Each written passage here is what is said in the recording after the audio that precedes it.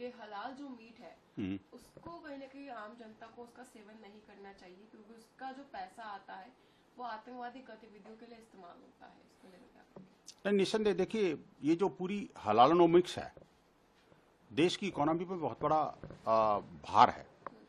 जिस प्रकार से हलाल के नाम पर देश के अंदर अनेक देशद्रोह के अड्डे बने हुए हैं, इलीगल तरीके से हलाल सर्टिफिकेशन हो रहा है, और उस हलाल सर्टिफिकेशन के माध्यम से जो करोड़ों रुपए बटोरे जा रहे हैं देश की बड़ी बड़ी कंपनियों से, और ऊपर से वो जो पैसे हैं वो आतंकवाद और देश विरोधी गतिविधियों में खर्च हो रहा है।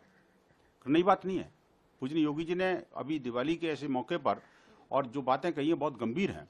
समाज को इस बात को गंभीरता से लेना चाहिए।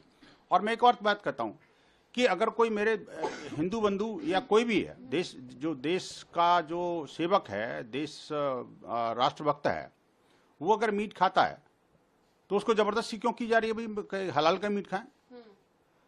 देश भर में एक चीज होनी चाहिए कि देश भर में जितने भी मीट की दुकानें हैं वो एक तो हाइजीनिक तरीके से लाइसेंसधारी होनी चाहिए। दूसरी बात ये, उन सारी दुकानों पर लिखा होना चाहिए कि झटका मीट है या हलाल मीट है। तीसरी बात ये कि जिसको झटका चाहिए उसको जबरदस्ती हलाल नहीं परोसना चाहिए। सरकारी एजेंसियों में जितने भी, जहाँ एयरलाइंस की बात करो, रेलवे की बात करो, या कहीं और जो सरकारी फंक्शंस होते हैं, वहाँ भी क्लैरिटी होनी चाहिए। और मैं कहता हूं कि ये जो हलाल मीट है उसको क्यों परोसा जाना चाहिए। और आज तो हलाल मीट ही नहीं है जी, हलाल के नाम पर भवन बनने लग गए, हलाल के नाम पर जो है वो व्यापार होने लग गए कि भी हम हलाल से ही व्यापार करेंगे।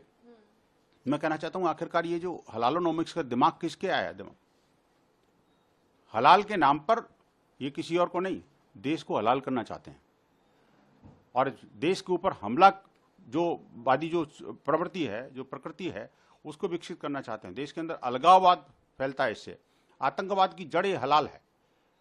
इसको